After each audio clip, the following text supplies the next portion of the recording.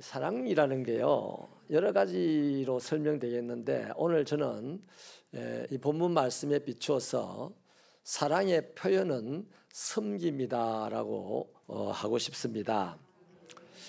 제가 이런 말씀을 드리는 이유가 몇 가지 있는데요. 요즘 우리 시대를 살아가는 세상 사람들의 가치관이 뭐냐면 높아지는 겁니다. 왜 높아지려고 하냐? 대접을 받고 싶고 섬김을 받고 싶어서 그런 것이죠. 그러니까 내가 대접받고 섬김받고 지배하고 다스리는 그런 마음이 어느 때보다 강한 때가 있답니다. 여러분, 이게 언젠가 우리 한 10여 년쯤 됐나요? 생전에 듣지도 못했던 갑질이라는 단어를 우리가 공공연하게 듣게 되었고, 백화점이나 또 주차장, 식당 같은 데서 엄청난 부유한 사람들, 또 지위가 높은 사람이 그 종업원에게 아주 행패를 부려서 갑질이라는 이름으로 뉴스를 탔을 때 우리 온 국민들이 그냥 공분을 일으켰지 않습니까? 그게 다 뭐냐면 지금 이 시대가 높아지는 것을 목적으로 하고 있습니다. 근데 높아져서 뭐 할 거냐? 대접을 받고 싶은 거죠. 그 대접을 받아야 되겠다, 섬김을 받아야 되겠다는 제일 강력한 표현이 갑질입니다. 우리 다시 한번 옆 사람에게 우리 인사합시다. 우리 갑질하지 말고 삽시다.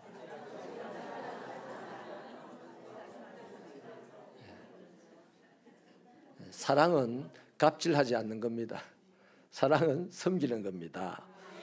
오늘 본문에 보면 야고보와 요한의 어머니도요, 전형적으로 세상의 가치관을 따라가고 사는 모습을 보여주죠. 예수님에게 두 아들을 부탁하기를 당신이 왕이 됐으면 이 둘을 좌우편에 앉혀주세요라는 부탁을 했습니다. 그러자 그 부탁을 했다는 소식을 알게 된 이 나머지 제자들이요, 이걸 알고 벌떼같이 일어납니다. 분기탱천합니다. 그리고 씩씩거리면서 달려듭니다. 예수님이 옆에 계신데 어지간하면 여러분, 어른이 옆에 있으면 아이들은 안 싸우잖아요. 선생님이 옆에 계신데도 그 학생이 싸우면 그 학생은 볼장 다 봤어요. 퇴학입니다. 그 조금 더 세월이 더 가면 또 좀 더 센 학교 가야 됩니다. 그 센 학교는 여러분의 상상에 맡길게요. 네, 그렇습니다. 그런데 이 제자들이요, 예수님이 옆에 계신데도 서로 막 싸우고 난리가 아니었습니다. 이 가만 내버려 두면 이제 폭행도 일어날 정도로 싸움이 커질 판이었습니다. 여러분, 예수님과 지금 3년을 다녔어요. 3년을 같이 자고 같이 밥을 먹었어요. 집을 뛰쳐나온 사람들입니다. 예수님 때문에. 그랬는데도 누가 지보다 높아지는 걸 못 보겠어. 자신이 남보다 낮아지는 것을 못 견디겠어요. 예수님과 3년을 다니면서 예수님이 그렇게 사신 모습을 봤는데도 불구하고, 그러니까 제자들이 이 정도니까 우리는 1000번이고 10,000번이고 이렇게 될 가능성이 많다 적다? 많은 사람들입니다. 그래서 한 번 더요, 갑질하고 살지 맙시다. 옆 사람이 격려해 주세요.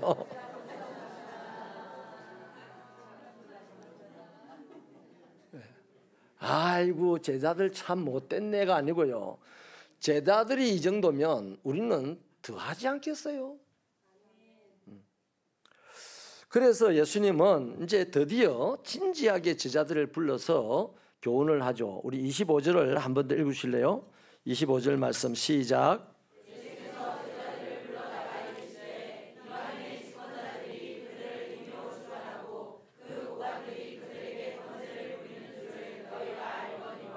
아멘. 세상 사람들은 다스리고 싶고 대접받고 싶고 막 군림하고 싶어서 치고받고 싸우고, 너희들이 조금 전에 그랬지 않냐. 그렇다. 세상은 그렇다. 세상의 리더십은 전형적으로 이렇게 해서 만들어진다. 지배하고 누르고 자신을 높이는 리더십을 만들어간다, 이 말입니다. 그런데 복음은요, 그렇지 않다는 거잖아요. 복음은 그렇지 않다. 너희는 세상은 그렇게 하거니와 너희는 그렇지 않다라고 예수님 말씀하시거든요. 그런데 가만히 보면요, 우리나라는 특히 이게 심합니다. 우리나라는 예수를 잘 믿을수록 갑질을 많이 하는 경향이 있어요. 예수를 뜨겁게 믿을수록 갑질을 잘 하는 경향이 있습니다. 그 이유는 이제 뭐 조상대대로 전해오는 내력이 그런 것 같아요. 우리나라에 복음이 들어오기 전에 우리나라는 이 사회 전체가 유교적인 리더십으로 고착화된 상태에서 흘러왔습니다. 그러니까 뭐 계급 지향적으로 또는 권력 지향적으로 문화를 만들어 갔어요. 그래서 또 모임을 가보면은 항상 이제 교제를 먼저 하지 않습니다. 모임을 딱 가면 어디 출신입니까? 학교 어디 나왔습니까? 성씨가 어디입니까? 이런 걸 물어요. 그런 걸 물으면서 높고 낮음을 스스로 서열 정리를 합니다. 그래서 서열 정리를 해놓고 교제를 시작하니까 우리나라처럼 이 카르텔 형성하기 좋은 나라가 없대요. 부자는 부자대로, 가난한 사람은 가난한 사람대로. 그래서 부자는 부자들끼리의 리그를 만들어서 살고 가난한 사람들은 그걸 쳐다보면서 막 욕하고 그 사람들이 나타나면 이라고 그런 게 아주 잘 구비된 나라가 우리나라인 거예요. 그래서 나이 따지고 선후배 따지고 입사일자 따지고 윗사람이냐 아랫사람이냐 남자냐 여자냐 이런 것을 따지는 것을 잘하는데요. 이거 전부 다 쭉 그 심층을 파고 들어가 보면 내가 높아지고 싶어서 그래요.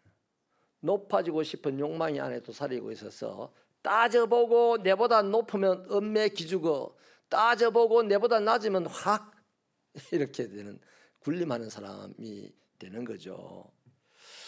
여러분 이게요 제 말이 아니고 초대 한국교회 시절에 이곳에 파송받아왔던 선교사님이 본국에 보내는 편지에 이런 내용이 있습니다. 제가 한번 읽어드릴게요.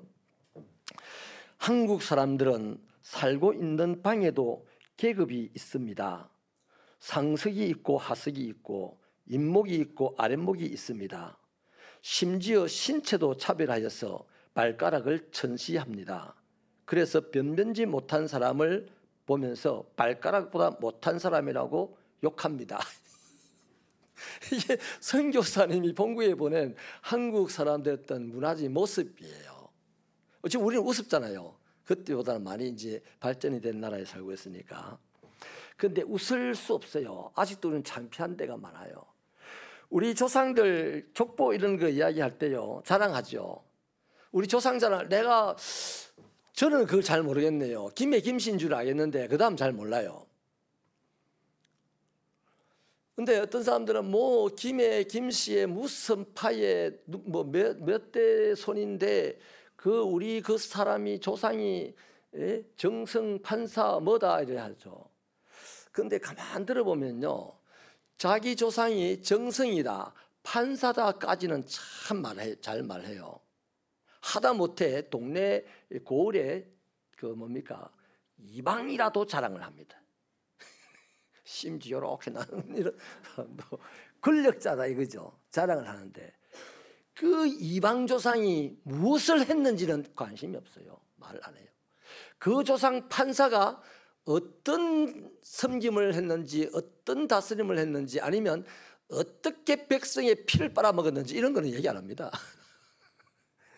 자기 조상 중에 백성 피를 빨아먹어서 참수형을 당한 조상도 있는데 그 조상이 정성이라는 것까지는 자랑을 하는데 못된 짓 하다가 참수형 당했어요. 이 말을 안 해요. 그게 우리들 안에 지금 있어요. 우리 조상들 얘기할 때. 우리가 역사를 쓸 때도 보면요. 집안 족보 쓸 때 좋은 것만 다 쓰지 나쁜 거는 애써 지우려고 애를 씁니다. 그런데 성경은 좋은 것도 쓰고 나쁜 것도 쓰고 다 쓰잖아요. 우리 예수님의 족보를 쓸 때도 예수님의 조상 중에 장녀가 있다고 쓰고 있잖아요.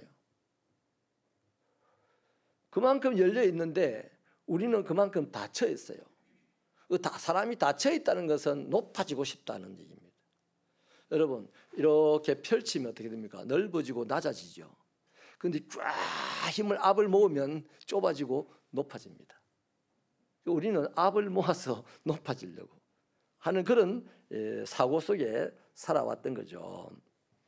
여러분, 예수님께서 이어 설명하기를 세상 사람들은 금방 말했던 그런 식으로 산다. 그게 그들의 가치관이다.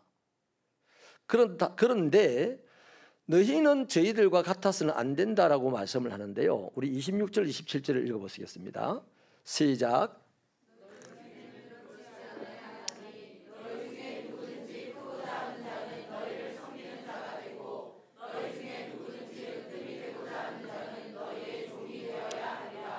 아멘. 우리 너무나 잘 알고 많이 읽었던 말씀입니다. 이 말씀을 가만히 보면 예수님은 우리가 큰 자가 되거나 어떠민 자가 되거나 하는 것을 원치 않는 게 아닙니다.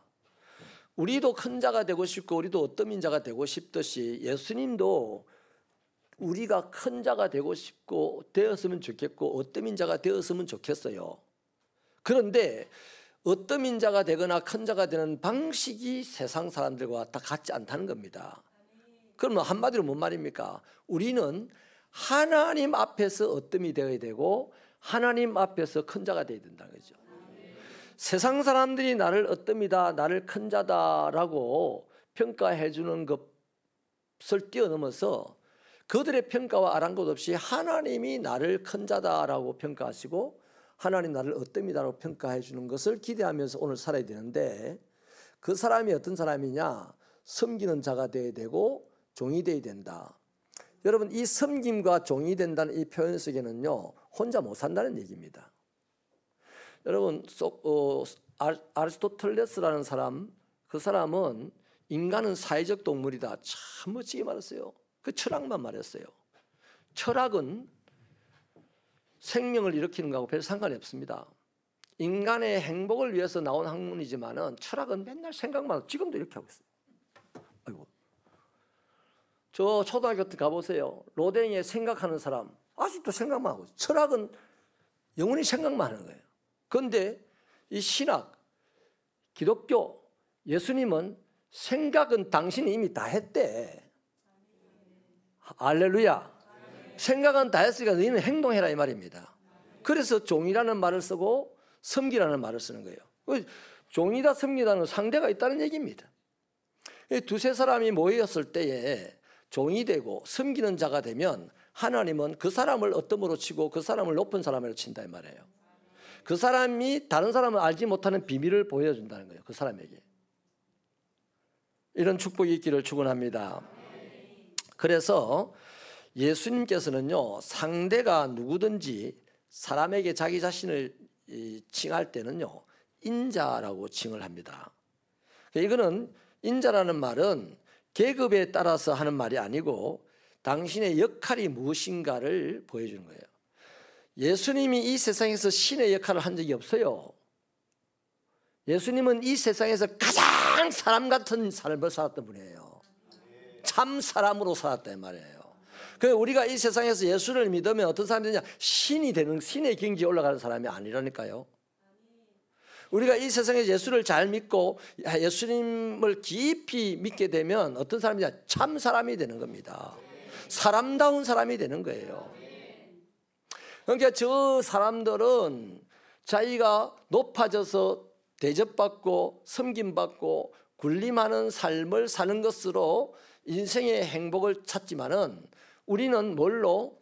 사람들이 사는 사회에서 섬기고 종이 되어 삶으로 내 인생의 행복을, 타인의 행복을 만들어주는 사람이 된다는 겁니다.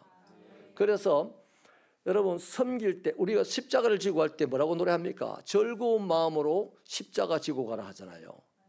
십자가를 지고 가는데 미치겠네. 뭐 교회만 가면 무거운 짐을 맡기네. 그 짐을 맡지 말라는 얘기입니다. 아직 짐을 맡을 만한 이 캐파가 안 된다는 얘기거든요. 그런데 짐을 맡았을 때 즐거움이 넘칩니까? 손해를 봤을 때 즐거움이 넘칩니까? 아픔을 당했을 때 즐거움이 넘칩니까? 왜요? 왜 그럴까요? 예수를 닮았기 때문에 예수를 닮았다는 사실을 확인하기 때문에 즐거움이 넘치는 거예요.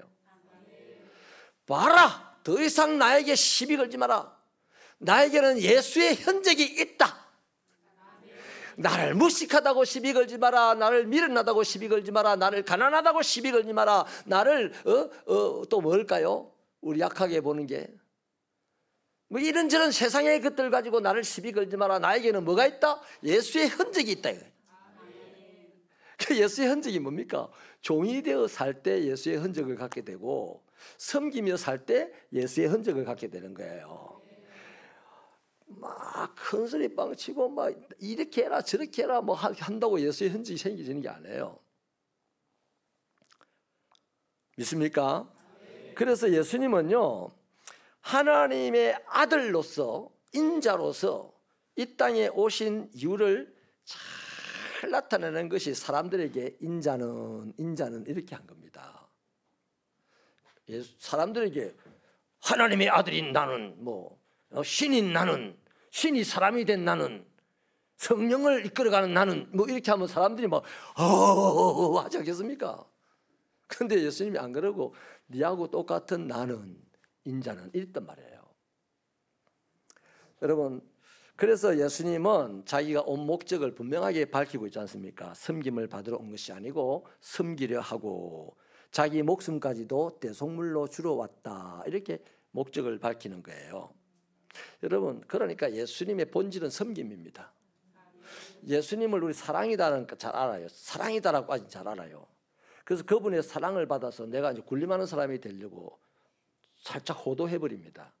예수님은 사랑이고 예수님의 그 사랑의 본질은 섬김입니다. 그 예배당에서 뭐 해야 된다?